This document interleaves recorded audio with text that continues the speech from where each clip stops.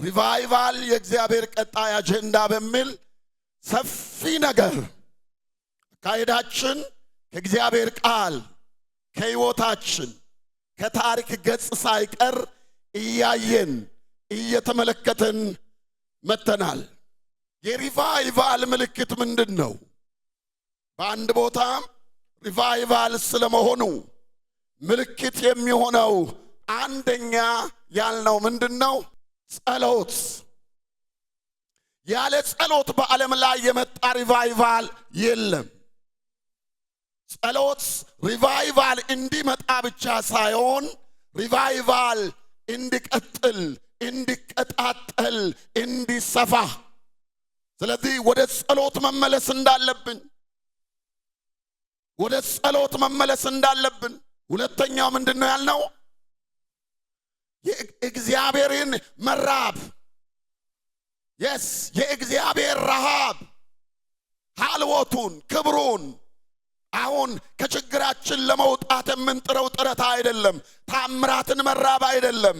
ምልክትን መራብ አይደለም። እግዚአብሔር የሚሰራውን ያ አይደለም፣ ራሱን። ሃሌሉያ። ሙሴ እንዳለው መላእክትን እልካለሁ አለ። አንተ ካልወጣ ሃሌሉያ እሱን ራሱ ነው። ከእግዚአብሔር ሰው በላይ እግዚአብሔርን መፈለግ፣ ከእግዚአብሔር ነገር በላይ እግዚአብሔርን መፈለግ፣ ከታምራት በላይ እግዚአብሔርን መፈለግ፣ ከምልክት በላይ እግዚአብሔርን መፈለግ፣ ከሙታን መነሳት በላይ አንሺውን እግዚአብሔርን መፈለግ። ስለዚህ ታምራት በሚሆንበት ቦታ አንዱ ልዩ የሚያደርገው ሰዎች ከአገልጋይ ይልቅ ከምልክት ይልቅ እግዚአብሔርን የመራብ አፕታይት ከፍላል።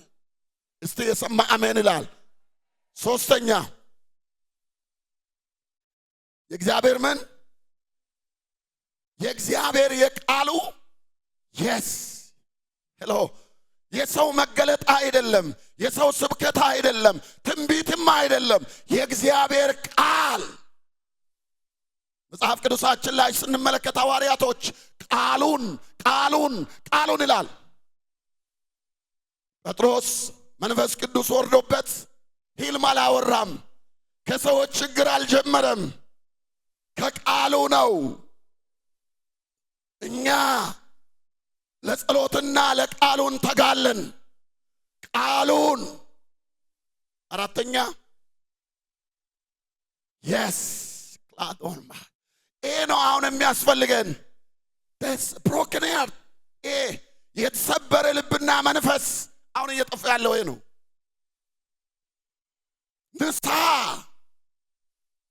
ለምንድነው ንስሐ? እግዚአብሔር ሲመጣ አንድ ነገር ልንገርህ፣ ያለ መብቃት ይሰማሃል።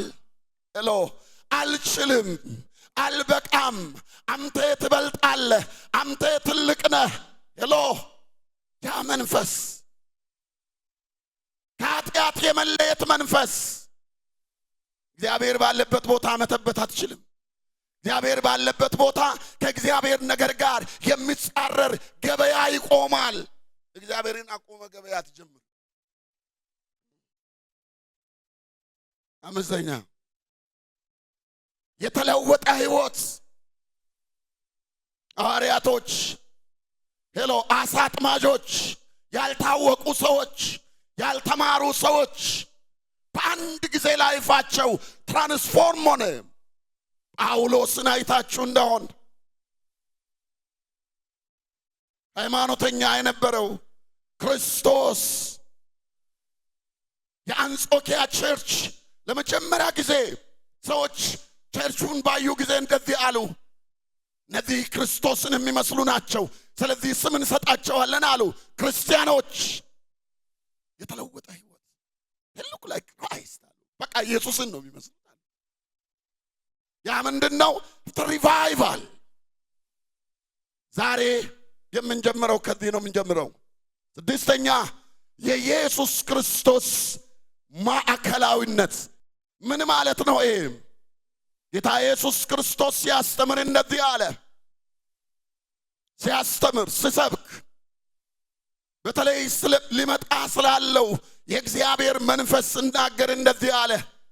የእውነት መንፈስ በመጣ ጊዜ እርሱ ምን ይሆናል? ስለማን ይመሰክራል? ስለኔ ይመሰክራል አለ። ስላንተ አይመሰክርም፣ ስለ ስጦታ አይመሰክርም። ስለ ኢየሱስ ክርስቶስን የሚገልጥ መንፈስ፣ ኢየሱስ ክርስቶስን የሚሰብክ መንፈስ። ከዛ በኋላ የሆነው ይሄ ነው።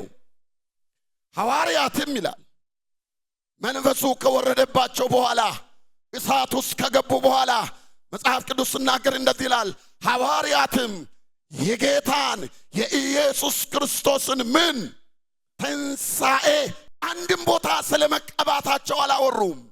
አንድም ቦታ ስለ ስጦታቸው አላወሩም። አንድም ቦታ ስለ ልዩነታቸው አላወሩም። አንድም ቦታ የእግዚአብሔር ሰዎች ስለሆኑ መከበር እንዳለባቸው ከሰዎች ሊደረግላቸው ስለሚገባ ነገር አላወሩም። መጽሐፍ ሲናገር ያለው ይሄን ነው።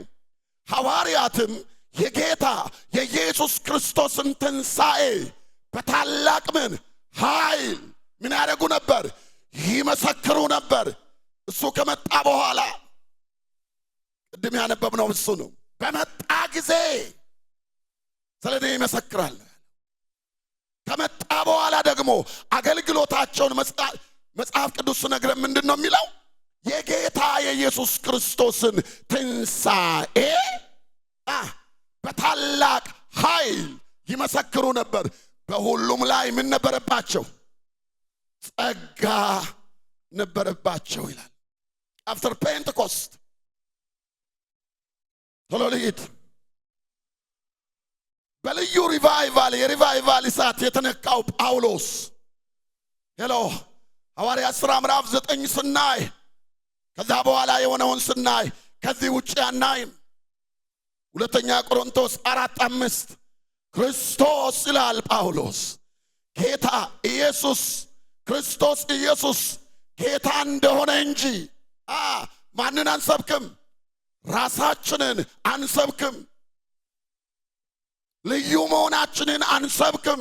እኛ ልዩ የሆነው ባይዞች ስለተናገርን አይደለም፣ መገለጽ ስላየን አይደለም፣ ሽባ በእጃችን ስለተተረተረ አይደለም፣ ደንቆሮ ስለሰማ አይደለም። ልዩ የሆነው የእግዚአብሔር ልጅ የናዝሬቱ ኢየሱስ ሳይንቀን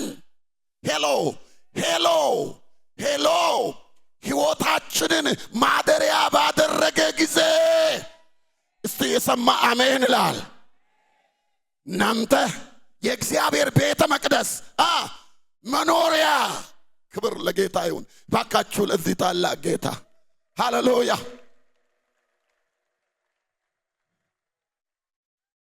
ልዩ መሆናችን ልዩ ካላደረገን በጸጋ ማገልገላችን ልዩ አያደርገንም። የዘማ ልዩ ነገር ማድረጋችን ሌላ ቦታም የሚለው ጳውሎስ ይሄን ነው። እኛ ግን ይላል ሌሎች ሌላ ነገር ሊሰብኩ ይችላሉ። እኛ ግን የምን የተሰቀለውን ክርስቶስን ይሄ በተለየ ሁኔታ የተቀባ የጳውሎስ ድምፅ ነው። የሐዋርያው በልዩ ሁኔታ የታየለት በደማስቆ መንገድ ላይ ከዘረረው ከጣለው በኋላ በልዩ ቅባት በሕይወቱ ውስጥ ካለፈ በኋላ ጳውሎስ ሲናገር እንደዚህ ይላል፣ እኛ ግን አይሁድ ምልክት፣ ግሪኮች ደግሞ ጥበብ፣ እኛ ግን በጌታ በኢየሱስ ስም ይሄ መንፈስ፣ ይሄ መረዳት፣ ይሄ እውነት፣ ይሄ ነው ወገኖች። ባካችሁ ስሙ። ትልቅ ሪቫይቫል አለ ሲባል የኢየሱስ ጌትነት፣ የኢየሱስ ታላቅነት ስለ ጌታ ኢየሱስ ገልጦ ይላል። እጅግ ገልጦ ይናገር ነበር ስለ ጌታ ኢየሱስ ጳውሎስ ክርስቶስ እንደሆነ፣ እርሱ ኢየሱስ እርሱ ክርስቶስ እንደሆነ ለአይሁድ እየመሰከረ ለቃሉ ይተጋ ነበር። በመካከላችሁ ሳለሁ አለ ለቆሮንቶስ ክርስቲያኖች በጌታ ኢየሱስ ከኢየሱስ ክርስቶስ በቀር ሰምተሃል? ሐዋርያነቱን አይደለም፣ ከኢየሱስ ክርስቶስ በቀር እርሱም እንደተሰቀለ ሌላ ነገር እንዳላውቅ ጳውሎስ ማለት እኮ ዶክተር ነው፣ ፕሮፌሰር ነው። ባይ ዘ ወይ ሄሎ የተማረ የረቀቀ በጣም የተለየ ቴዎሎጂያን ነው። ግን ጳውሎስ ምንድነው? በቅባቱ መታወቅ አልፈለገም፣ በሐዋርያነቱ መታወቅ አልፈለገም፣ በእውቀቱ መታወቅ አልፈለገም። ሄሎ በችሎታው መታወቁ አልፈለገም፣ በዘሩ መታወቁ አልፈለገም። በምንድነው የሚለው? ክርስቶስን በማወቅ ብቻ ከሱ ውጭ ሌላ ነገር እንዳላውቅ ወስኜ ነው ወደ እናንተ የመጣው። አየሩም መድረኩም ኢየሱስ ኢየሱስ ይላል። እውነተኛ ሪቫይቫል ባለበት ሰምታችኋል። መድረኩ ኢየሱስ ይላል፣ ህዝቡ ኢየሱስ ይላል፣ አየሩ ኢየሱስ ይላል፣ አካባቢው ኢየሱስ ይላል። የገሌ ተቀባ የገሌ ምናምን አይደለም። ኢየሱስ ኢየሱስ። ባካችሁ ጩሁ እስቲ yes ሃሌሉያ። አንድ ቫንስ ሃቭነር የተባለ ጻፊ እንደዚህ አለ፣ ሪቫይቫል ማለት ቤተ ክርስቲያን እንደገና በአዲስ የክርስቶስ ፍቅር እንድትወድቅ የሚያደርግ ነው ይላል። አዲስ ፍቅር ከመሆን ምንድነው ቢለው የሰው ሪቫይቫል ማለት ቤተ ክርስቲያን ምን እንደገና በአዲስ የኢየሱስ ፍቅር ሄሎ እንድትወድቅ። ሃሌሉያ። ሁሉ ነገሩ ኢየሱስ ኢየሱስ ኢየሱስ ኢየሱስ ኢየሱስ የሚልበት ወደዛ አይነት መረዳት እግዚአብሔር ያመጣናል። ከዚህ ጋር መታወቅ ያለበት ነገር እናገራለሁ። በክርስቶስ ላይ ትኩረት የማያደርግ የሥጋ ፈውስ ስሙ በጥኑ ሁኔታ ብልጽግና፣ ጤንነትና በሌሎች ግዛዊና ምድራዊ ነገሮች ላይ ትኩረታችንን እንድናደርግ እይታችንን የሚሰርቅ ሪቫይቫል ምንጩ ሌላ ወንጌል። ሌላ ወንጌል ማለት የክርስቶስ አምቲ ወንጌል ማለት ነው። ምን ላይ ትኩረት የሚያደርግ ንገሩኝ? ፈውስ ላይ፣ ብልጽግና ላይ፣ ጤንነት ላይ፣ በሌሎች ምድራዊ ግዛዊ ነገሮች ላይ ትኩረታችንን እንድናደርግ የሚያደርግ እሱን አሳያቸዋለሁ። አሁን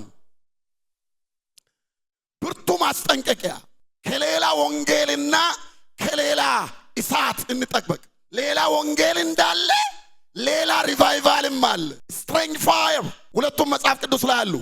ሌላ ይላል ገላትያ፣ ልዩ ይላል ልዩ ሌላ። እነዚህ ምን አይነት ወንጌል ነው? ገላትያ ላይ ያለው ጁዳይዘርስ የሚባሉ ጌታ ኢየሱስ ክርስቶስን የተቀበሉ የአይሁድ ክርስቲያኖች ወንጌልን ከባህላቸው ጋር ቀይጠው ቸርች ውስጥ መስበክ ፈለጉ። የኛ ባህልም ቦታ አለው አሉ ቀይጠው። ያ ብቻ አይደለም፣ ለነሱ የበላይ የሆነው ምንድነው? ግርዘት ነበር የሚሰብኩት። ጳውሎስ እንደዚህ አለ፣ ይሄ ልዩ ወንጌል ነው አለ፣ ይሄ ሌላ ወንጌል ነው አለ። አማኝ ልትሆኑ ትችላላችሁ፣ የቤተ ክርስቲያን አባል ልትሆኑ ትችላላችሁ። ይሄ ወንጌል አለ ሌላ ነው፣ ልዩ ነው። ከዛ በኋላ እንደዚህ አለ፣ ከኔም ጋር አለ እኔ እንኳን አለ ጳውሎስ የሆንኩ ሌላው አለ የሰማይ መልአክ እንኳን ቢመጣ አለ እኔ መጀመሪያ ከሰበኳችሁ ሌላ ወንጌል ልዩ ወንጌል የሚሰብካችሁ ሌላ አካል ካለ እሱ ምን ይሁን አለ? የተረገመ ይሁን ነው አለ። በእውነተኛው ወንጌል ላይ መጋረጃን የሚፈጥር ሌላው ስለ ሌላ እሳት ደግሞ ተመልከቱ። ዘሌዋውያን 10:1-2 ላይ ናዳብና አብድዩ የተባሉ የአሮን ልጆች ለክህነት ዕድል የተሰጣቸው ናቸው፣ የተቀቡ ናቸው፣ ልዩ ጥሪ የደረሳቸው ናቸው። ከሕዝቡ ተለይተው ቤተ መቅደስ ላይ ነው የሚውሉት የሚያድሩት። አገልጋዮች ናቸው። ልዩ ቅባት አርፎባቸዋል። ነገር ግን ማከል ላይ ሸነጣቸው፣ የሆነ ነገር ነካካቸው። ምንድነው የሆነው? እናንብብ። ናዳብና አብድዩ በራሳቸው ጥናውን ይዘጋ ነው ችግሩ። በምናቸው የሳል ሰልፍ ሞቲቭ ከራስ ኢንትረስት፣ ከራስ ምኞት፣ ከራስ ፈቃድ ሂድን አጀንዳ ይዘው ወደ ማገልገል ሊገቡ ከዛ በኋላ ምን አደረጉ? ጥናውን ወስደው እሳት አደረጉበት ይላል። ይሄኛው እሳት እኮ ኦሪጂናል ከዛ የመጣ ነው። ይሄኛው ደግሞ ጥናውን ነው የወሰዱት። እሳቱን ያደረጉት እነሱ ናቸው። this is the fake። ይሄ በእነሱ የተሰራ ነው። it's not original። ግን ሰዎቹ ምንድናቸው? ጥሪ የደረሳቸው የሚያገለግሉ ቸርች ውስጥ ያሉ እንበል that's just like that። ከዛ በኋላ ምን ይላል መጽሐፍ ቅዱስ? አደረጉበት፣ በላዩም ዕጣን አኖሩበት፣ በእግዚአብሔርም ፊት እርሱ ይባካችሁ በሉ ያላዘዛቸውን ምን አይነት እሳት? ሌላ እሳት ምን አደረጉ? አቀረቡ። ከዛ በኋላ ስማ እሳትም አለ ከእግዚአብሔር ፊት ወጥቶ በላቸው፣ በእግዚአብሔርም ፊት ሞቱ። የሰው እሳት በእግዚአብሔር እሳት ይበላል። እድል አገኘው ብለ ተጠርቻለሁ ብለ ጸጋው በስቶኝልኛል ብለ እግዚአብሔር ቀብቶኛል ብለ ሌላ እሳት በቤቱ አታንድድ። ሌላ እሳት yes ከምድር የሆነ ከስጋ የሆነ ከአካባቢ የሆነ ከዘመኑ የሆነ ከቃሉ ጋር የሚጻረር እሳት አታምጣ። እሱ የራሱ እሳት አለው። እስቲ እጃችሁ ወደ ላይ አንሱ። በኢየሱስ ስም በሉ ከላይ የሚመጣ የመንፈሱ እሳት እንጂ ከኔ የሆነ አይሆንም። ቶሎ ብዬ ልስጣችሁ ይሄን ክርስቶስ ማዕከላዊነት ያልተሰጠው ሌላ ሪቫይቫል፣ ሌላ ወንጌል፣ ሌላ ሪቫይቫል፣ ሌላ እሳት ምልክቶቹን አሳያችኋለሁ እንድታቁ። 10 ምልክቶች የሰማ ክርስቶስን ምን ያላደረገ ማዕከል ያላደረገ ክርስቶስን ማዕከል ያላደረገ ሪቫይቫል። ስሙ ሪቫይቫል ሊሆን ይችላል፣ ግን ሌላ ነው። ሌላ ሰዎች ያነደዱት በፈቃዳቸው በምኞታቸው ምልክቱን ሰጣቸዋለሁ። አንደኛ ከሁሉ ይልቅ ከቃሉ ይልቅ የቃሉ መልእክተኛ ይጎላል። ሰምተሃል? ከቃሉ ይልቅ ቃሉን ያመጣው እግዚአብሔር ቃል ሰጥቶታል የተባለው ሰውዬ የተቀባ ነው፣ ልዩ ሰው ነው፣ አይነኬ ነው። ማን ነው የሚጎላው? ሰውየው። ሁለተኛው ከወንጌል ይልቅ የእግዚአብሔር ሰው ቃል ሰዎች ወንጌል አይፈልጉም። ስትሰብካቸው ይደብራቸዋል። የእግዚአብሔር ሰው ቃል አውጣብኝ ይላል ሁሉ። ሰምተሃል? ይሄ ሌላ ወንጌል ነው። ይሄ ሌላ ወንጌል ነው። ከወንጌል የሚበልጥ ቃል የእግዚአብሔር ሰው የለውም። እስቲ የሰማ አሜን ይላል። እስቲ የሰማ አሜን ይላል። ሶስተኛ በጉባኤያቸው ከቃሉ ይልቅ የተጸለየበት ቁሳቁስ ይሸጣል። this is another fire። ጸሎታ አይደለም፣ ቁሳቁስ። አንዳንዶች ሶፍት ሁሉ ሊበሉ ይችላሉ። እዚህ ግቢ አፈር ሁሉ ሊበላ ይችላል። ይሄ በጣም ሰዎችን ዲስሁማናይዝ ማድረግ ነው። አራተኛ በሌላ ሪቫይቫል ለሰዎች በሚያስፈልግ ቃል ሳይሆን ሰዎች በሚፈልጉት ቃል ላይ ትኩረት ይደረጋል። የሚሰበከው ስብከት፣ የሚዘጋጀው ትምህርት ለሰዎች የሚያስፈልግ ሳይሆን ሰዎች የሚፈልጉት ነው። ጥሶ መውጣት፣ ሰብሮ መሄድ፣ መቀባት። ሰምታል?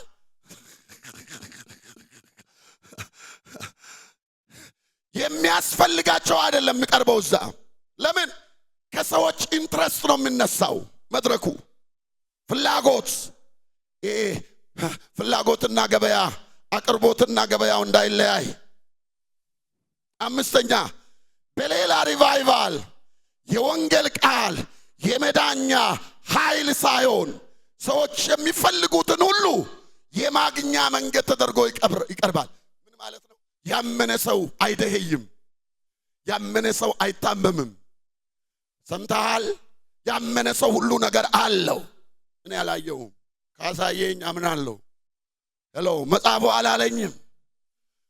አላለኝም ችግር አይደርስብህም ሁሉ ሰላም ነው ያለው ዓለም ላይ ነው። ግልጽ ነው። ይሄ ሌላ እሳት ነው። አገልጋዮች የሚያነዱት። ሄሎ ስድስተኛ በሌላ ሪቫይቫል መድረክ ፈውስ፣ መቀባት፣ ጥሶ መውጣት፣ መባረክ የሚሉ እንጂ ንስሐ መመለስ፣ ቅድስና፣ መስቀልን ተሸክሞ ጌታን መከተልና መከራን ስለ ስሙ መቀበል የሚባሉ ትምህርቶች የተዘለሉ ርዕሶች ናቸው፣ አይፈለጉም። ሰባተኛ በሌላ ሪቫይቫል የቃሉ አገልጋዮች እንደ ኢየሱስ በቀላሉ ተደራሽና ደራሽ ሳይሆኑ ከሰዎች የራቁ ማንም በቀላሉ የማያገኛቸው ልዩ ፍጡራን ተደርገው ይታያሉ። በልዩ አጀብና አጃብም አይሰማው ይንቀሳቀሳሉ። ለምን? ልዩ ናቸው። ሌላ እሳት። ታላቅ ጸጥታም ሆነ። አንዳንዱ አሜን ለማለትም አሜን ላለማለትም እየተናነቀው ነው፣ ግን ዋጠው፣ ችግር የለውም። ስምንተኛ በሌላ ሪቫይቫል አገልጋዮች ከድሆች በሰበሰቡት ገንዘብ በድሆች ተከበው የናጠጡ ቱጃሮች ሆነው ይኖራሉ። ዳርቶፕ ሰምተሃል? ዘጠነኛ በሌላ ሪቫይቫል ውስጥ ያሉ አገልጋዮች ከሁሉ የሚበልጡ እንደሆኑ በኩራት በትዕቢት ይናገራሉ። ኮት ላድርግ ስም ሳልጠራ በኢትዮጵያ አንደኛ ነቢይ ወደድክም ጠላይም እኔ ነኝ የሚሉ አላያይም? ባይዘው በጣም አንድ ነገር ልንገራችሁ። ነኝን ያበዛ ሰው ያለ መሆኑን የሚነግረው መንፈስ ልብ ውስጥ አለ። የዘማ ሚሃኤል ጎርባቾቭ አሉ። ዱማ ይባላል የራሽያ ፓርላማ ንግግር ያደርጋል አሉ። ሁሌ እግዚአብሔር የለም፣ ኮሙኒዝም ነው አይደል? እግዚአብሔር የለም ብሎ ይጀምራል አሉ። ሁሌ እግዚአብሔር የለም። ከዛ ጋዜጠኛ ሁሉ ጊዜ ደበረው ይሄ ነገር። ፕሬዝዳንት አለው አንዴ ሲወጣ ነገርከን እኮ እግዚአብሔር እንደሌለው። ሁሉ ጊዜ ስትጀምር እግዚአብሔር እንደሌለ ለምን ትነግረናለህ ስለው ለእናንተ እኮ አይደለም አለ፣ ህሊናዬ አለ ብሎ ይሞግተኛል አለ። ሁሌ አንተ ነገር ልንገራችሁ፣ አንተ አታወራም መሆንን ፍሬ ያወራል። እስቲ የሰማ አሜን ይላል። መጽሐፍ ቅዱስ ሲናገር አንተ መለከት የሚነፉ ሰዎችን ስላስነፋ አይደለም። ሀገር ስለተቀበለ ነቢይ አትሆንም። ሀገር ስላልተቀበለ መሆን አይቀርም። ሀገር ስለተቀበለ ሐዋርያ አትሆንም። ሀገር ስላልተቀበለ መሆን አይቀርም። ከሆንክ ነህ፣ ካልሆንክ አይደለም። የሰማ ሚዛኑ እዚህ አይደለም። በሰው የተወደደ በእግዚአብሔር የተጠላ ይላል። እኔ በኢትዮጵያ ውስጥ እንደዚህ በጣም ልዩ ሰው ነኝ። በጣም ባይዘው በጣም ከመጠን ያለፉ በሐዋርያቶችም በኢየሱስም በሐዋርያቶችም በአባቶችም የቤተ ክርስቲያን አባቶች የተባሉ ሌላው ደግሞ ወንጌልን ያቀበሉን ሰዎች በፍጹም በእነሱ ላይ ያላየውን ትዕቢት ያወራሉ። አይፈሩ። ባይዘው ያላያዩ ዘንጋዳ ምናምን ፍሬ ያለው ዛፍ እንዲህ ነው። አንዳንድ ጊዜ ዘንጋዳ ነው የሚባለው ምንድነው? እንደ ጥንቅሽ አይነት ማሽላ ነው። አዎ አይታችኋል። ጭንቅላቱ ላይ ነው ፍሬው ያለው እንዲህ ተንተ። ሌላ ደግሞ አለ ማንም ያልዘራው በኦሮሞኛ ኡፊምባ ይባላል። ወፍ ዘራሽ ራሱን በራሱ ያበቀለ ይባላል። እሱ ደግሞ ካናቱ ላይ ፍሬ የለውም፣ ዱቄት ነው ያለው። ጥቁር ዱቄት ቀጥ ብሎ ቆሟል።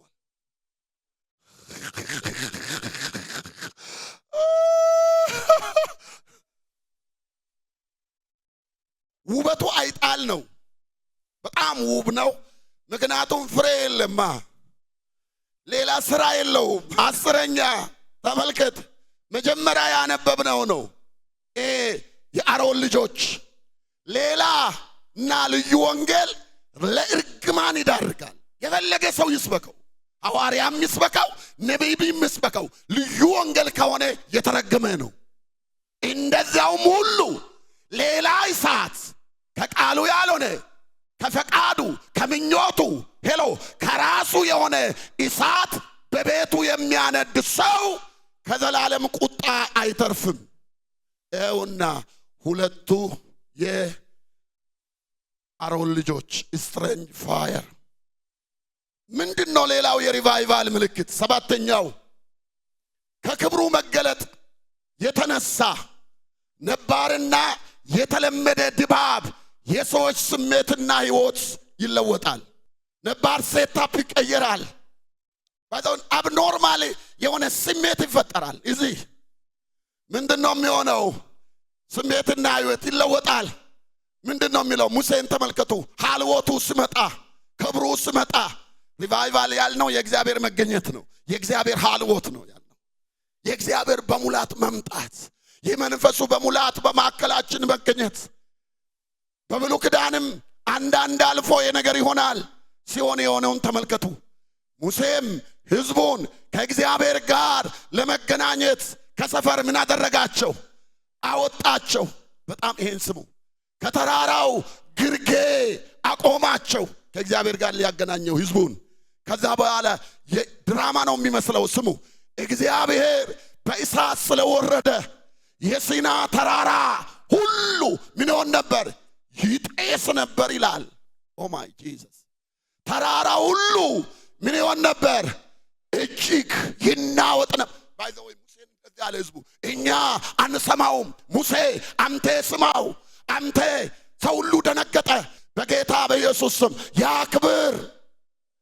ብሉይ ኪዳን ብቻ አይደለም፣ የእግዚአብሔር መንፈስ በኃይል ይወርድብሃል፣ እንደ ሌላ ሰው ሆነ ትንቢት ትናገራለህ አለው ሳሙኤል ሳኦልን። ከዛ በኋላ እንደዚህ ሆነ። ቀድሞም የሚያውቁት ይላል። በኖርማል ሙድ የሚያውቁት ማለት ነው። ቀድሞም የሚያውቁት እንደዚህ አሉ። ከነቢያት ጋር ትንቢት ስናገር ባዩት ጊዜ ህዝቡ አሉ እርስ በርሳቸው ምን አሉ? የቂስን ልጅ ያገኘው ፕላዳናማያ። እና አንድ ነገር ልንገራችሁ፣ ቶታሊ ሌላ ሽፍት የሚያደርግ ሌላ ሽፍት በህይወታችን፣ በአመለካከታችን፣ በአካሄዳችን፣ በአገልግሎታችን የሚያደርግ የእግዚአብሔር መንፈስ ይምጣ። ዳስ ሪቫይቫል። ከዛ በኋላ ምንድን ነው የሚለው? ቦኑ አሉ ሳኦል ከነቢያት ወገን ነውን ያሉት። እንዴት ነው የሆነው ይሄ ነገር?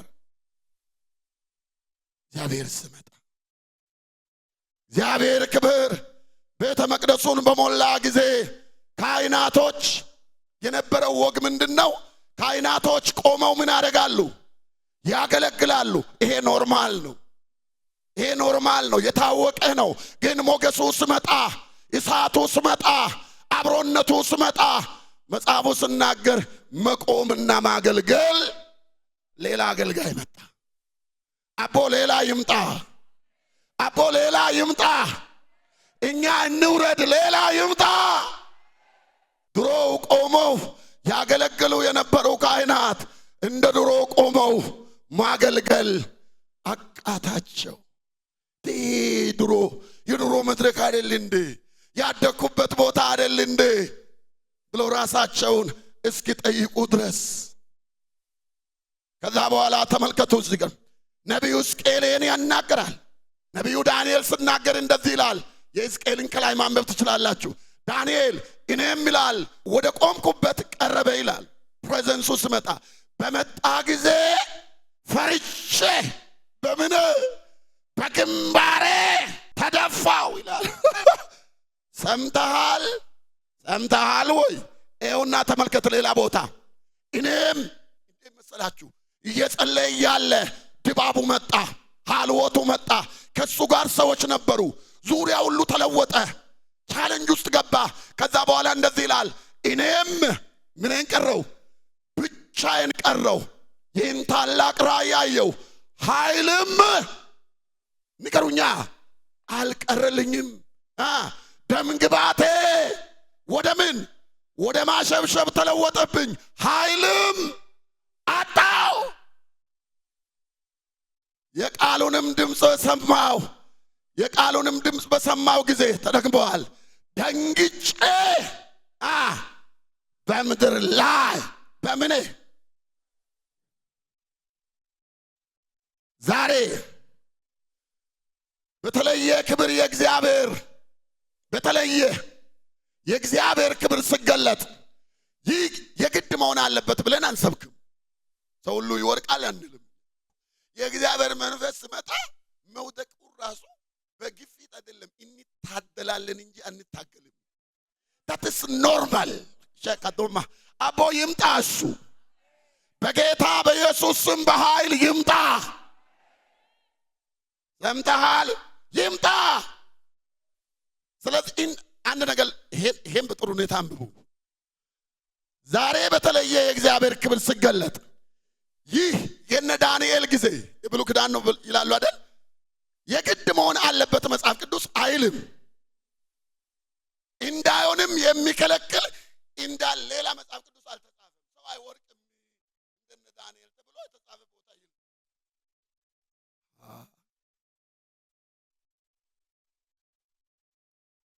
ልቀጥል። አዲስ ኪዳን ልግባ። ይኸው አዲስ ኪዳን አብረው ውለው አድረው እየበሉ እየጠጡ ከኢየሱስ ጋር ወደ ተራራ ወጡ። ወደ መገለጥ ተራራ ኤላዳናማያ ወደ መገለጥ ተራራ ወጥተው በልዩ ሞገስ በልዩ ክብር ከሙሴ ጋር ጌታ ኢየሱስ ሲያወራ ሌላ ነው። ይሄ አሁን ሌላ ዳይሜንሽን ነው። ከዛ በኋላ እንደዚህ አሉ። ደቀ መዛሙርቱም ሰምተው በፊታቸው ምን ሆኑ? ወደቁ። ከዛስ እጅግም ፈርተው ያ ብቻ አይደለም፣ እባክህን እዚሁ እንኑር አሉ። ከተራራው ላይ እንውረድ፣ ክብሩ ይገለጥ። ክብሩ ይገለጥ። ይሄ አዲስ ኪዳን ነው።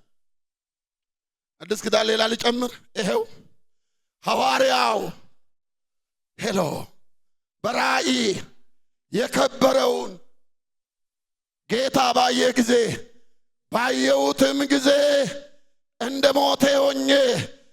ሞቴ ሰው ሆኜ ከእግሩ በታች ምን ሆንኩ? ወደቅኩ። ሰው አልጣለውም። ያየው ክብር። አንድ ነገር አደርጋለሁ እዚህ ላይ ተመልከቱ። በመጽሐፍ ቅዱስ ብቻ ሳይሆን በዓለም ታሪክ የተደረጉ ከመጽሐፍ ቅዱስ ከብሉይ አሳይቻቸዋለሁ፣ ከአዲስ ኪዳንም አሳይቻቸዋለሁ። አሁን ደግሞ ወደ ታሪክ አስገባቸዋለሁ። በዓለም ላይ በተደረጉት ሪቫይቫሎች ምን መልክ እንደነበረው አሳያቸዋለሁ። ያንን ማየት አለብህ፣ ያንን ማወቅ አለብህ። መጽሐፉ እንደዚህ ይላል። አብዛኛው እግዚአብሔር በልዩ ኃይል የተገለጠባቸው ሪቫይቫሎች የተለየ አካላዊ ስሜታዊ ለውጦች በሰዎች ላይ እንዳመጣ የህይወት ለውጥ በሰፊ ተጽፏል። ይህ ሰው ባርዘወይ ይህ ኖርማል ከበድ እግዚአብሔር በጣም ያከበረው ሰው ነው። ይህ ሰው ዶክተር ማርቲን ሎይድ ጆንስ ይባላል። ከ1889 እስከ 1981 ይህ ሰው ቴዎሎጂካሊ በጣም ማቹርድ የሆነ ይሄ በዓለም ላይ የታወቀ በለንደን ውስጥ ሚኒስትር የሚባል ቻፕል ትልቅ ቤተክርስቲያን አለ። ከ200 ዓመት በላይ የዘለቀ ትልቅ በዓለም ታዋቂ የዛ ቤተክርስቲያን የ30 ዓመት መጋቢ ሆነው አገልግለዋል። 2 ጊዜ የተለየ ሪቫይቫል ውስጥ እንደገቡ ኤክስፒሪየንስ እንዳደረጉ ጽፈዋል። ይሄ መጽሐፋቸው ነው። ከፊት ለፊት ያለው ሪቫይቫል የሚል መጽሐፍ አላቸው። እስቲ ምን እንደሚሉ እንስማ። ያዩትን በጣም የሚገርመኝ ነገር ነው። እኚህ ሰው በሪቫይቫል ውስጥ በሚያልፉት ሰዎች ላይ የተለያዩ ነገሮች የስሜት ለውጦች እንደሚፈጠሩ ሲናገር እንደዚህ አሉ። ሪቫይቫል በሆነባቸው ስፍራዎች የሚታዩ ብዙ ነገሮች ናቸው። ሰዎች ያለቅሳሉ፣ እውነተኛ ንስሐ ይገባሉ። የነፍስ መቃተት፣ መንቀጥቀጥ፣ አንዳንድ ሰዎች የእግዚአብሔር መንፈስ በኃይል ሲመጣባቸው ራሳቸውን ስተው በመሬት ላይ መውደቅ፣ አንዳንዴ በመሬት ላይ መንከባለል፣ በእግዚአብሔር ሀልወት ውስጥ ራስን መርሳት፣ በልዩ ተመስጦ መንፈስ ውስጥ ሆነው ለሰዓታት ስምጥ ስሉ ይታያሉ። አንዳንዶች ትንቢት ይናገራሉ። ያ ብቻ አይደለም። ማርቲን ሎይድ ጆንስ ያጠቃልሉ እንደዚህ ይላሉ። እነዚህ የተዘረዘሩ ምልክቶች ለሪቫይቫል መለያዎች ወይንም የግድ አስፈላጊዎች አይደሉም። ቅድም እንደነገርኳችሁ የግድ አይደሉም። ነገር ግን ሪቫይቫል በሆነባቸው ብዙ ስፍራዎች በብዙ ሀገሮች በገሃድ ታይተዋል። እንዳትደነግጡ። እዚህ ቸርች ውስጥ የሆነውን ላሳያችሁ። በ1959 አንድም ሰው አልነበረም እዚህ ቦታ። ሄሎ እዚህ ቦታ የተከሰተው እዚህ ቸርች እኮ ነው ያልኩኝ። ከ59 ዓመተ ምህረት ይህ መጽሐፍ አንብባችኋል? አልጠፋ ያለ እሳት ዶክተር ፓስተር አስፋው አለሙ የጻፈው። እኚህ ሰው ወደ ጌታ ሄደዋል። የሙሉ ወንጌል ቤተ ክርስቲያን ከመሰረቱት አንዱ ናቸው። በሰባዎቹ በመላ ኢትዮጵያ ከዚህ ቦታ ተነስቶ የሪቫይቫልን እሳት ይዞ ኢትዮጵያን የዞረ ከዞሩት አገልጋዮች አንዱ ነው። ጌታ በተለየ ሁኔታ ተጠቀመባቸው። በአሜሪካ ካንሳስ የኢትዮጵያ ህብረት ቤተ ክርስቲያን 20 ዓመት መጋቢ ሆነው አገልግለዋል። ወደ ጌታ ከመሄዳቸው በፊት እዚህ አዋሳ ከሐረር መጥተው በአይን ያዩትን እንዲህ ብለው ይመሰክራሉ። ከዛ በፊት ጥቂት የወሰድኩት ካርል ራምስትራንድ ብዙ ጊዜ ፓስተር ይናገራል። ሰምታችኋል ይህን ስም? ካርል በጣም ብዙ ጊዜ ይናገራል። ምንድነው ያዩት? ነሐሴ 1957 ነው ይሄ ነገር የተፈጠረው። ስለ ካርል እንደዚህ ይላል። የተዋጣላቸው የቃሉ አስተማሪ፣ የማያወላዳ የነቢይነት መንፈስ በሕይወታቸው ይሰራ ነበር። እኔ ለእግዚአብሔር ቃል ትልቅ አክብሮት እንዲኖረኝ ያስተማሩኝ ካርል ራምስትራንድ ናቸው ብሎ ከመሰከሩ በኋላ እንዲህ ይላሉ። አንድ ቀን ከሰዓት በኋላ እዚህ ቦታ የተፈጠረ ስሙ እንደዚህ ይላል። በጸሎት እየተጋን 57 ዓመተ ምህረት ነው። በጸሎት እየተጋን እየተጋደልን ወደ ቀትር ከዛም ወደ 9 ሰዓት ማለት ከሰዓት በኋላ ደረስን። 9 ተኩል አካባቢ የጌታ ክብር ቤቱን ሞላውና ሳሳ ያለ ደመና አንዴ ምስራቅ አንዴ ወደ ምዕራብ እያለ በቤቱ ሲንቀሳቀስ አየው። ሰምታል?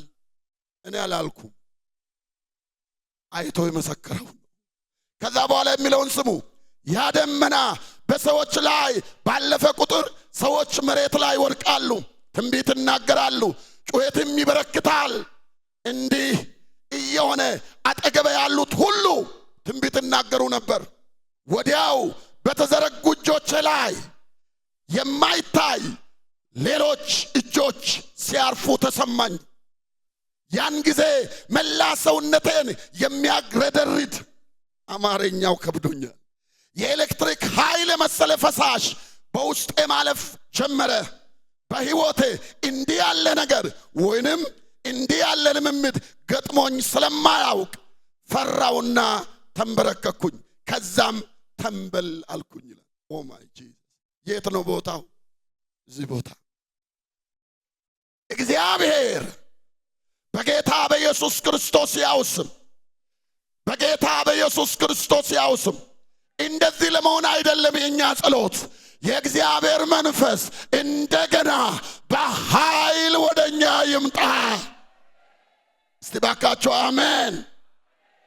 እስቲ ባካችሁ አሜን! ቻርልስ ፊኒ የተባለ ሰው ከዚሁ ጋር የተስማማ ነገር ያወራል። በአገልግሎቴ ያለው እጅግ ከባድ የእግዚአብሔር ክብር በተቀመጠው ሕዝብ ላይ ሲወርድ በሁሉም አቅጣጫ ሰዎች ከወንበሮቻቸው እየወደቁ በብርቱ ልቅሶና እንባ ማረኝ እያሉ ሲጮሁ ነበር።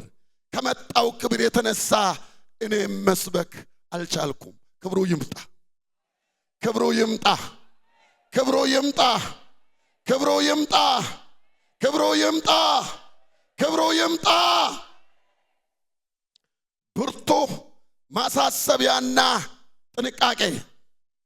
ጥንቃቄ ይጠብቅሃል፣ ማስተዋል ይጋርድሃል። ጆናታን ኤድዋርድ ትልቅ ሰው ነው። the father of America revival ይባላል። ስለ ሪቫይቫል ስናነሳ ከሁለት ነገር መጠንቀቅ እንዳለብን እናገራል። ይሄን በጥንቃቄ በአእምሮአችሁ በሆነ ቦታ አስቀምጡ። ምንድነው እሱ? አንደኛው ከእውነተኛ ሪቫይቫል ጋር መቀላቀል የሚፈልግ ተራ የሰዎች ምን ስሜት ወይንም በጣም እውነተኛ ሪቫይቫል የሚመስል አጋንንታዊ ስተት ዶሚኒክ ኮንትር መሳይ የሆነ ነገር። አንደኛው ሁለት ነገር ነው መጠንቀቅ ያለብን ይላል። አንድ ነገር ላሳያችሁ። ሳይሆን ሰዎች እንደዛ ከሆኑ ኦሬዲ የጨለማ ልምምድ ውስጥ ገብተዋል። ስለዚህ ስለ ሪቫይቫል ሳጠና ይሄ ፎልስ ፕሬግናንሲ የሚባል ነገር አለ። ፎልስ ሪቫይቫልም አለ፣ ፎልስ ፕሬግናንሲ። እኔ ባለሙያ አይደለሁም። አንዳንድ ባለሙያዎችን ለመጠየቅ ሞክሬያለሁ፣ አንዳንድ ነገሮችን ለማመን ሞክሬያለሁ። ፎልስ ፕሬግናንሲ የሚባለው የውሸት ጽንስ፣ ማንኛውም የእውነተኛ ጽንስ ምልክት ሁሉ በሴቱ ላይ በዛች ሴትዮ ላይ ይታያል። ፎቶ ኦሬዲ ልጅ እንዳለበት፣ ሰውነቷ ሁሉ ይወፋፍራል አሉ። ሁሉ ነገር ተለዋዋ። ማንኛውም ኦሬዲ እርጉዝ በሆነች ሴት ላይ የሚታይ ነገር ሁሉ ይታያል። ቼክ ሲደረግ ምልክቱ ነው ያለው። ምልክቱ ደግሞ ልጅ መሆን አይችልም። ሪቫይቫልም ጋር እንደዚህ ነው። አንዳንድ ጊዜ ሰዎች የምንለው ጩኸቱ አለ፣ መውደቁ አለ፣ ምኑ ትንቢቱ ሁሉ አለ፣ ሰምታል፣ ጋጋታው አለ፣ ምኑ አለ። ቼክ ስታደርገው ግን የለም እሱ። ተጠንቀቃለ። ስለዚህ ምንድነው የሚለው እሱ? አንደኛ ከሰዎች ስሜት፣ ሌላው ከዚህ ጋር ተያይዞ አጋንንታዊ ሆነ። ሁለተኛው ደግሞ አደገኛ ነው። ሁለተኛው ምን መሰለህ? ብዙ ስህተቶች ከጀርባ አንዳንድ ጊዜ ምናምን ስላለ ሰዎች ይሄ ከሚሆንብኝ ሪቫይቫሉ ይቅርብኝ አገኘ። ይሄ ደግሞ ከፍርሃት የተነሳ አሁን ኢትዮጵያ ውስጥ እናገራለሁ። ስሙ፣ ችግር እየመጣ ነው ያለው። ችግሩ ምንድነው? በጥንቃቄ ነገር እንዲሰማ ፈልጋለሁ። ይሄ ሪቫይቫል እግዚአብሔር እየሰራ ነው የተለያየ ነገር የሚባሉ አካባቢዎች ከፍተኛ የአስተምሮ ችግር፣ ሁለተኛ ከፍተኛ የሞራል ችግር፣ የሞራል ችግር ከገንዘብ ጋር የተያያዘ ያልጠራ በጣም ዘግናኝ የሆኑ ነገሮች አሉ፣ ይታያሉ አንዳንድ ቦታ። ከዚህ የተነሳ ምንድነው እየሆነ ያለው? አንዳንድ ሰዎች ይሄን ሰዎች የሚፈጥሩትን ስተት ከመጠን በላይ በማስጮህ ሪቫይቫል የሚባል የመንፈስ ቅዱስ እንቅስቃሴ የሚባል ራሱ ችግር ጠሪ እንደሆነ፣ ትክክለኛ ልምምድ እንዳልሆነ ሊያስረዱን ይሞክራሉ። አንዳንዶች በድፍረት ፔንቴኮስታሊዝም፣ ከዛ በኋላ ካሪዝማቲክ፣ እሱን አሳያቸዋለሁ ምን ማለት እንደሆነ። ፔንቴኮስታሊዝም ማለት ኃጢአት ማለት አይደለም፣ ውርቀት ማለት አይደለም። ካሪዝማቲክ እና ፔንቴኮስታሊዝም በዓለም ላይ ዛሬ ከ700 ሚሊዮን ተከታዮች ያለው እንቅስቃሴ ነው። 700 ሚሊዮን ምንድነው? አታክ የማድረግ በቃ ወንጌልን ብቻ ስበኩ፣ ሌላ ነገር ሁሉ ስህተት ነው ምናምን አትቀበሉ። መጽሐፍ ቅዱስ ሲናገር እንደዚህ ይላል፣ ኢየሱስ ክርስቶስ ትላንትናም ዛሬም ለዘለዓለም ሕያው ነው፣ ዛሬም ይሰራል። እስቲ የሰማ አሜን ይላል።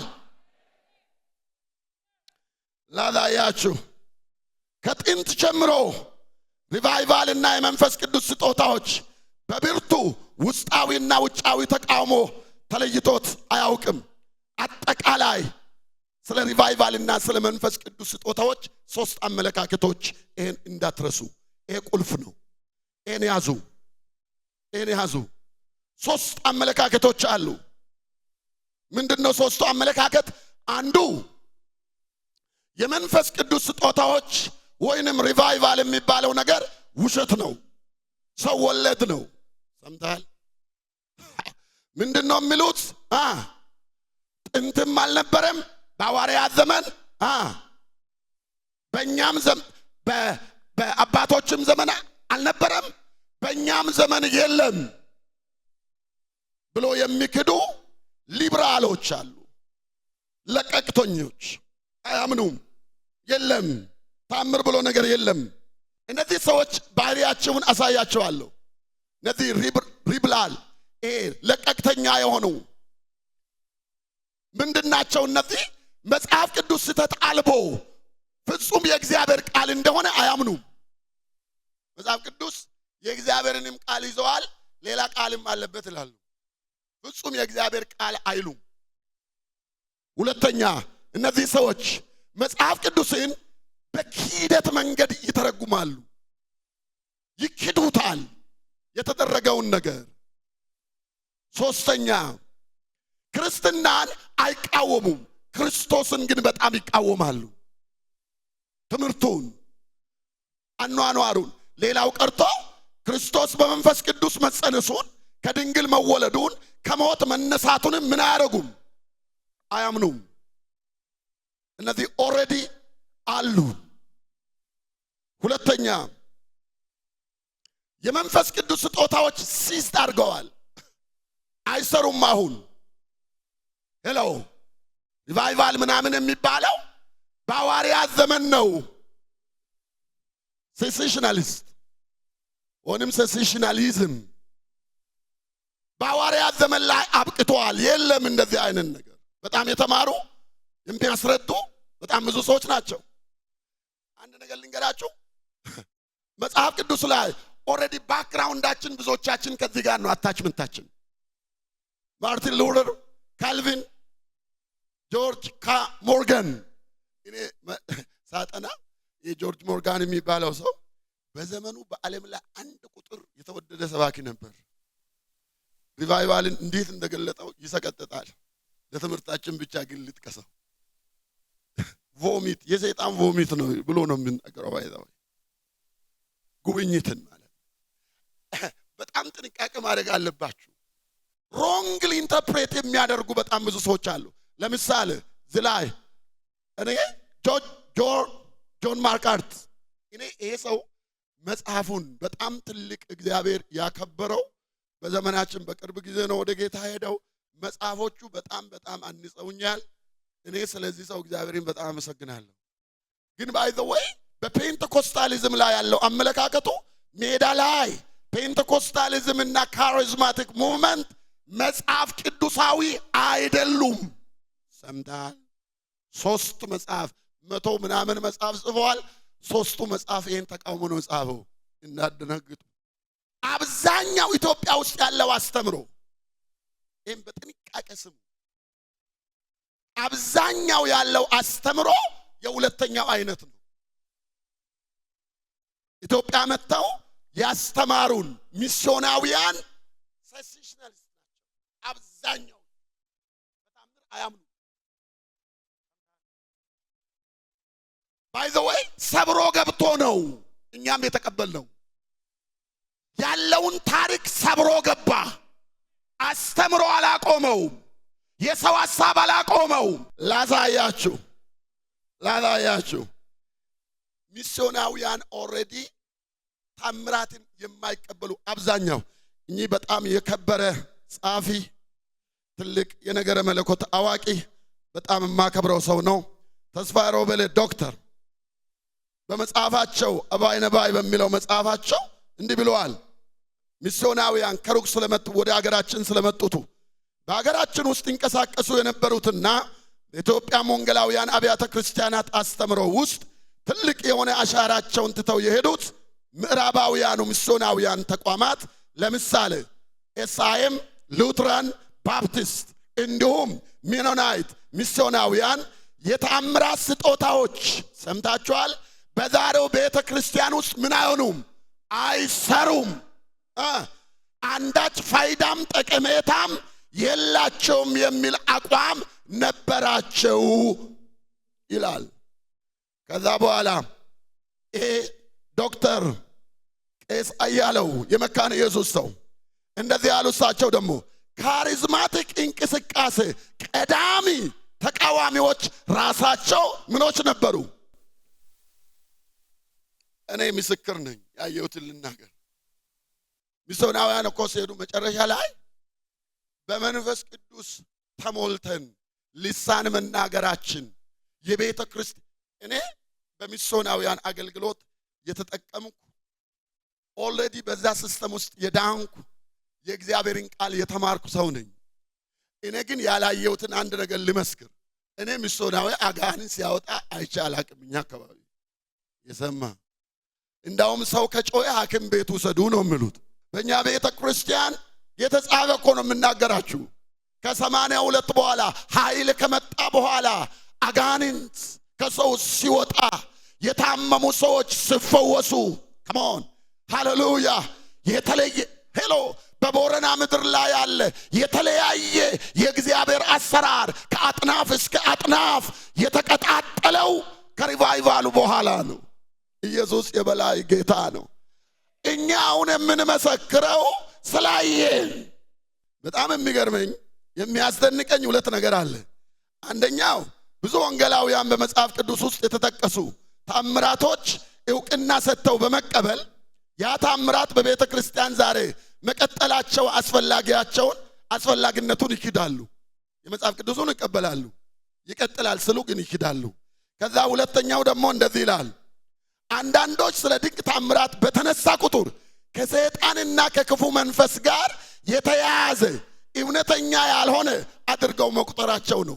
እግዚአብሔር ሲሰራ ሰርቷል ይባላል፣ እንሰብካለን። እሱ አሁን ሲሰራ ወዳው ለአጋንንት እንሰጣለን። ጠርጥር ትላንት የሰራ ዛሬ መስራት የማይችል ይህ በጣም አስቸጋሪ ነገር ነው። አው ቅድም እኮ ነግሬያቸዋለሁ፣ መጠንቀቅ አለብን። ሐሰተኛ ምልክት አድራጊዎች አሉ፣ ነበሩ፣ አሉ፣ ይኖራሉ። ምንም ማድረግ አይቻልም። ግን እውነተኛ የሆነ እግዚአብሔር ደግሞ ዛሬም በዙፋኑ ላይ አለ። ይባካችሁ አሜን በሉ። እጃችሁ ወደ ላይ አንሱ። በኢየሱስ ስም በሉ። በዘመናችን እኔ አጋንንት ብቻ ሐሰተኞች ብቻ ታምራት ያደርጋሉ ብዬ አላምንም። ኢየሱስ ክርስቶስ ትላንትና ዛሬ ለዘላለም ሕያው ነው እንደተባለው ዛሬም ታምራት ያደርጋል። አጋንንት ይወጣል፣ ሽባ ይተረትራል፣ ጨለማን ያበራል፣ የሞተውን ያስነሳል። አሜን አሜን። እግዚአብሔር ይሰራል። እስቲ ዛሬም ታምረኛ ነው የምትሉት ባራዶና ማያ ደሰጋ ሃሌሉያ። ዛሬም ምንድነው? ኢየሱስ ዛሬም ታምረኛ ነው። ለዚህ ሐሰተኛ ክርስቶስና ሐሰተኛ ነቢያቶች እያሉ ይከሳሉ። በጣም አስከፊው ጉዳይ በዘመናችን ሰይጣን ታምራት ማድረግ እንደሚችል እግዚአብሔር ምንም ማድረግ እንደማይችል መታመኑ ነው። አያሳዝንም? ያሳዝናል። እግዚአብሔር ይርዳን። በዘመናችን የእግዚአብሔርን እጅ አሰራርና ቃል በተሻለ ሁኔታ መረዳት እንችል ዘንድ እንጸልይ። እኔ አንድ ነገር ነግራችኋለሁ። እግዚአብሔር ዛሬም ይሰራል። እግዚአብሔር ዛሬም ይሰራል። እግዚአብሔር ዛሬም ይሰራል። ሶስተኛ ሰዎቹን ይሄን ጨርሼልህ እንሂድ። ሶስተኛው አመለካከት ይሄ ነው። የመጀመሪያው ምን አይነት ናቸው? ታምራት የሚባል ጥንትም የለም ዛሬም የለም ሁልጊዜ የለም ውሸት ነው የሚሉ ናቸው። እነዚህ ሰዎች ከሩቅ አትጠብቁ፣ ቸርች ውስጥ አሉ። እየሰማችሁ ነው? ሁለተኞቹ ደግሞ ምንድናቸው? አይ ድሮ ሰርተዋል፣ በሐዋርያት ዘመን ሰርተዋል፣ ግን አሁን አያስፈልጉም። አትከራከር፣ አመለካከት ስለሆነ አልፈሂድ። ሰምተሃል? ብዙ ክርክር መጽሐፍ ቅዱስ አታጣቅ አንተ በላይ ሊያስተምሩ ይችላሉ። ከእንደዚህ አይነት ሰዎች ጋር ብዙ አትከራከሩ። እሺ አልፈሂድ። ሶስተኛው እነዚህ ናቸው። የመንፈስ ቅዱስ ስጦታዎች ሪቫይቫል በሐዋርያት ዘመን ብቻ ሳይሆን በዘመናችንም እስቲ ባካችሁ አለ በሉ። ለወንጌል አገልግሎት ዛሬም ይሰጣሉ፣ ደግሞም ይሰራሉ ብለው ያምናሉ። ይህን የሚያምን ስንት ሰው አለ? ቶሎ ላሳያችሁ። ይህን የሚያምኑ ሁለት ቡድኖች ናቸው። ይኸው ጴንጤቆስጣውያን መጽሐፍ ቅዱስ ስህተት አልቦ የእግዚአብሔር ቃል በኢየሱስ ክርስቶስ ባለው እምነት የሰውን ሕይወት የሚለውጥና በመንፈሱ ምሪት እንደተጻፈ የሚያምኑ ናቸው። በዚህ እምነታቸው ደግሞ ወንጌላውያን ናቸው፣ ጴንጤቆስታሎች። ይህን ተመልከቱ። ጴንጤቆስታል ማለት 4 ፒላር አለው። የእናንተ ነው ይሄ። የእናንተን ታሪክ ለእናንተ ማርዳት አስፈላጊ አይደለም። ጴንጤቆስታል ማለት የኢየሱስ አዳኝነት፣ የኢየሱስ ክርስቶስ በመንፈስ ቅዱስ አጥማቅነት፣ የኢየሱስ ክርስቶስ ፈዋሽነት፣ የኢየሱስ ክርስቶስ ደግሞ ዳግመኛ በክብር መምጣት። ቢጫው አይታይም። ቢጫ ውስጥ ያለው የኢየሱስ ፈዋሽነት ይላል። this is the 4 pillar of Pentecostalism። ሰምተሃል? ኦሪጂናሊ ፔንቴኮስታሎች በዚህ ላይ የቆሙ ናቸው። ሄሎ የመጀመሪያው ምንድነው? ኢየሱስ ክርስቶስ ብቸኛ ምንድነው? አዳኝ ነው። ሁለተኛስ? ኢየሱስ ክርስቶስ በመንፈስ ቅዱስ ዛሬም ምን ያደርጋል? ያጠምቃል። ሶስተኛው ኢየሱስ ክርስቶስ ዛሬም ምን ይሆናል? ይፈውሳል። አራተኛ ምንድነው የሚሉት? ኢየሱስ ክርስቶስ ዳግም የሚመጣ ንጉስ ነው። እነዚህ ፔንቴኮስታሎች ከላይ ኮቴሽኑን አስቀምጫለሁ። ይሄ ምን ሆነ መሰላችሁ? በ1906 ነው 09 አሱዛ ሪቫይቫል ከተነሳ በኋላ ይህን ነገር በጣም ስሙኝ። እዛ ኃይለኛ ብጥብጥ ተነሳ በነባር ቸርች።